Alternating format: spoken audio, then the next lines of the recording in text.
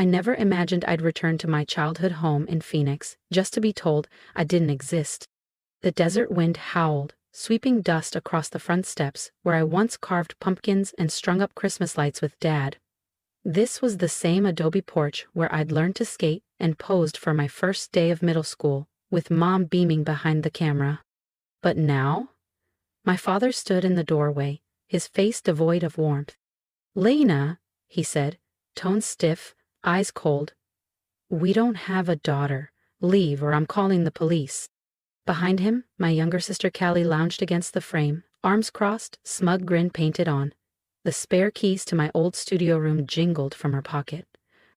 She'd always resented my ambition, my education, my success, my bond with our parents. At 35, I was living in downtown Chicago, leading strategic acquisitions for a Fortune 100 company, and making more in a quarter than most saw in a year. Every month, I wired money, $3,500, 0 cents to cover their mortgage, $2,000, 0 cents for bills and groceries, $1,000, 0 cents toward Callie's student loans and car. I'd even paid $50,000, 0 cents for Mom's eye surgery last spring, when their coverage fell short. "Dad," I said quietly, "we just talked last week. Mom said she was making her green chili stuffing." He didn't blink. "You're mistaken. We only have one child. Callie, please leave." Then the door shut. Through the stained glass, I watched them walk away, back to the dinner I'd helped pay for, back to a table I wasn't welcome at. The banking app on my phone glowed. My thumb hovered over cancel transfers. Miss Walker. It was Mrs. Garcia, our neighbor of 2 decades. Her brows were knit with worry. "Everything okay?" I smiled faintly. "Everything's fine. Just a misunderstanding," I murmured. "Misunderstanding?" Mrs. Garcia frowned. "But I saw your folks packing the SUV this morning. Suitcases, cooler, the works." "Your mom said they were headed to Callie's new cabin for Thanksgiving. Said it would be the 3 of them. A proper family holiday." It hit me all at once. Callie's cabin? The one she claimed she'd bought from her savings working admin at that solar panel office. The same sister who begged me in September for help covering her rent and dental bills. I unlocked my phone and pulled up the bank app. My parents' joint account, the one I'd added myself to last year to better manage their bills, showed a series of large withdrawals, timed perfectly with the date that cabin was purchased. They used my money, funds meant for their mortgage, medical bills, and groceries, to buy Callie a vacation home. And now they were pretending I didn't exist. I pressed down on the cancel button. "All future transfers gone." "Thank you, Mrs. Garcia," I said softly. "You've helped more than you know." Back in the car, the organic turkey sat cooling in its fancy foil, untouched. My phone buzzed. A message from Callie.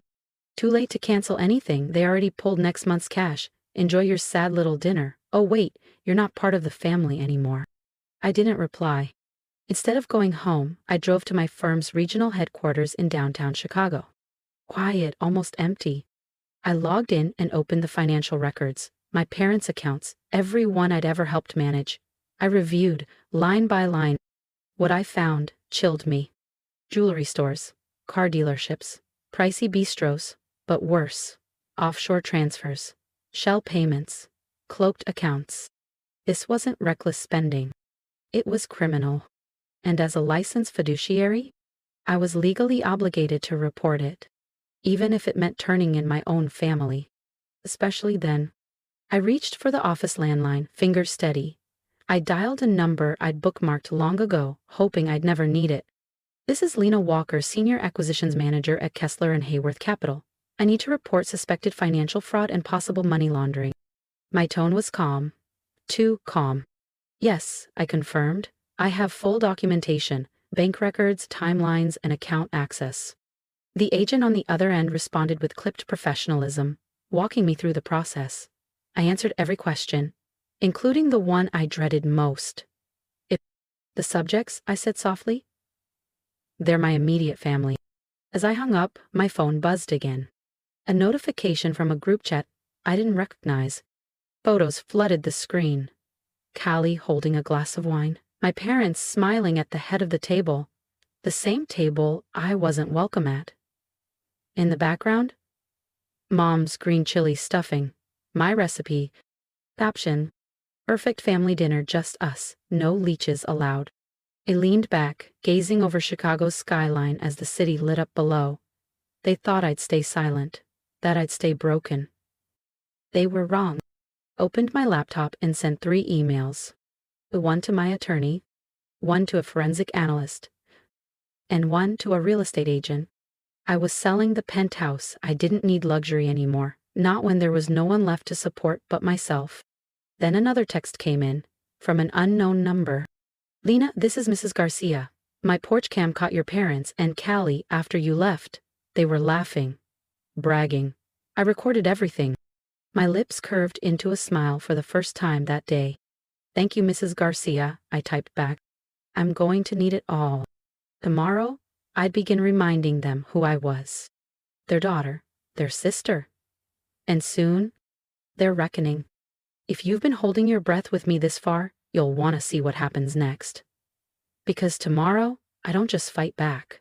I change everything. Subscribe to the channel so you don't miss how I turned their betrayal into a reckoning they never saw coming. Did you see her face? Callie had laughed, twirling the keys to my old studio room like a trophy. Little Miss Finance finally got knocked down. She'll be crawling back. She always does, Mom chimed in, voice sharp. Throwing money at us like that makes her feel important. But we got what we wanted. The cabin's ours now, Dad added, his tone smug. And thanks to my son's brilliant offshore idea, she'll never trace where the rest of it went. I paused the recording and looked at James Morrison, my forensic accountant, across his desk in the loop. His face was grim. They gave us everything, he said. Intent, offshore accounts, coordinated fraud. This isn't just betrayal anymore, Lena. This is criminal. I slid over a binder. Here's everything I've compiled: withdrawals, transfers, real estate records. I need to know how far this goes. He spent the afternoon reviewing, his frown deepening with every flagged transaction. Finally, he set the papers down. Your sister isn't just blowing your money. These patterns suggest she's funneling funds through the solar company, laundering. And your parents' accounts are the wash. Your deposits? They're being used to legitimize illegal inflows.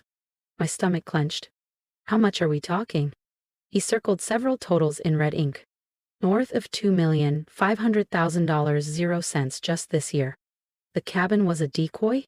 Every guilt trip, Callie's fake tears, Mom's medical sob stories, was bait. What do we do next? I asked. The feds are looped in, James said. But if you want airtight evidence, we move now. Before they wipe it all. I showed him Marcus's latest text. Thanks for cutting us off. Mom's crying about her meds. Hope you're happy being cold-blooded. They still think I'm in the dark, I muttered. That's your edge, James said quietly. But Lena, get ready. When this blows up, it's going to get ugly. Family fraud cases usually do, James muttered. I thought of my father's flat denial, my mother's calculated cruelty, and Callie's gloating smirk like she'd finally won some lifelong competition. It's already ugly, I replied quietly. Let's just make it honest. The next morning, I met with my attorney, Sarah Chenma, in her high-rise office off Michigan Avenue. Her reputation for dismantling complex white-collar crime cases preceded her, and she didn't disappoint. The good news, she said, flipping through the documents, is that you've documented everything. Clean, time-stamped, undeniable. She paused. The challenge: your name's on a few of these joint accounts. We'll need to draw a very clear line. I pulled up my archived emails and texts. Every time they asked for money, they gave me specific stories. Bills, medical expenses, insurance gaps. I can prove they lied about the purpose of every transfer. She nodded. That helps. We'll also need character witnesses, people who can attest to your ethics. Mrs. Garcia already agreed to testify about Thanksgiving, I said. And my colleagues at Kessler and Hayworth will confirm my role and professional conduct. Sarah made a note. Now, about Callie's business partner. Our audit suggests the solar company is a shell. I paused. There's a name I heard often, Vincent Rossi. Callie called him a silent investor. Sarah's eyes narrowed. Vincent Rossi, her voice dropped. Lena, that's organized crime. If your family's working with him, this is bigger than fraud. The room felt colder. What do we do? I asked. We take this to the FBI. Today. By evening, I was in a federal office building sitting across from two agents. We went through everything: recordings, transfers, property records. This is bigger than you think, Agent Torres said. But you did the right thing. Now, don't contact your family. No calls, no responses. Let us take it from here. That night, in my quiet apartment in River North, a new message buzzed on my phone. A photo of my parents and Callie at an upscale restaurant. Caption: Dinner at Vincenzo's.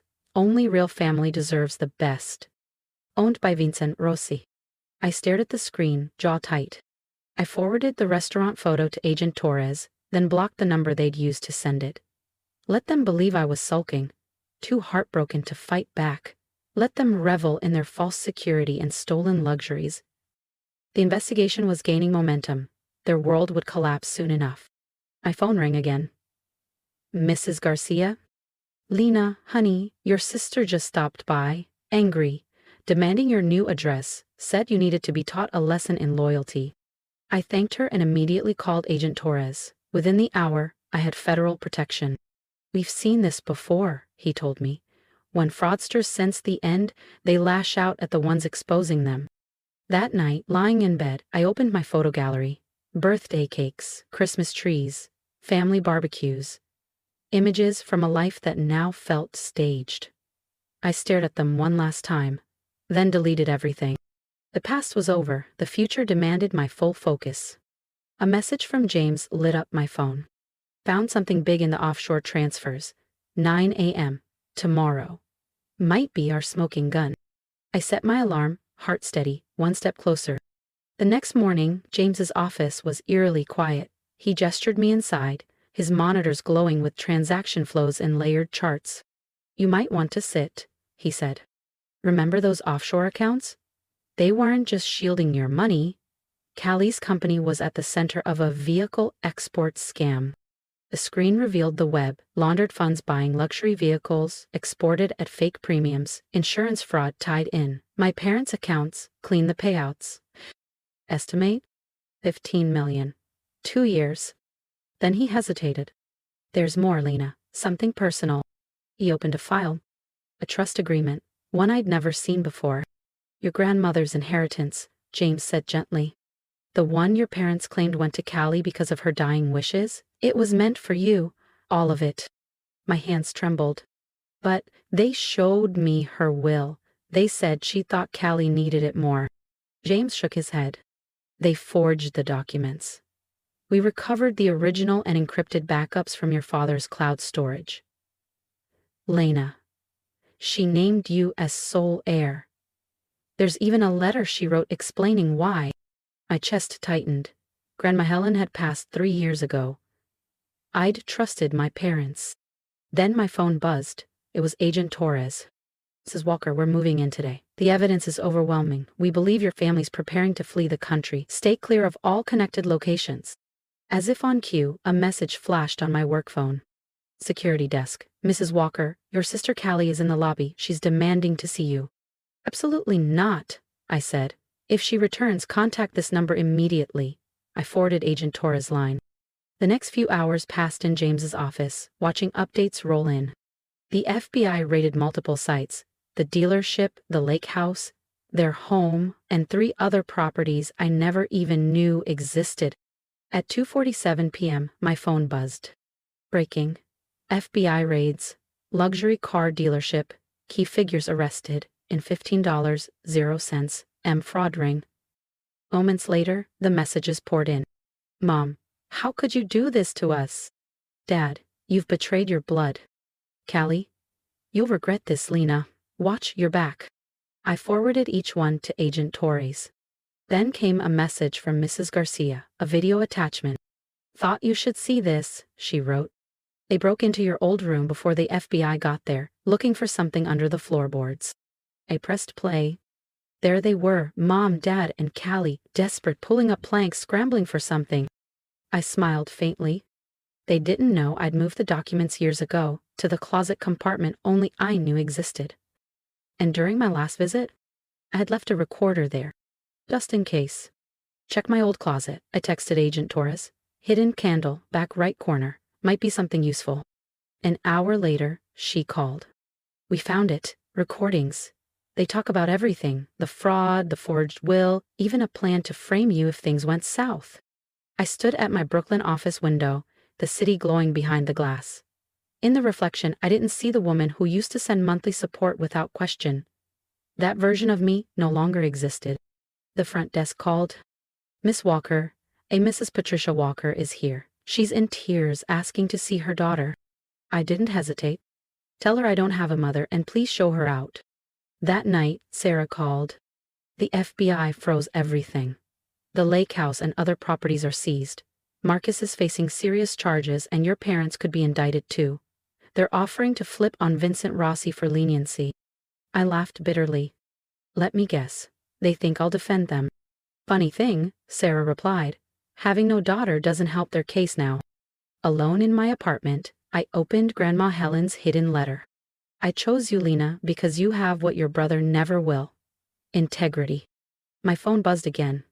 Agent Torres. Rossi, turn on your brother. It's over. I smiled. No, it's just beginning. And this time, I was the one writing the story.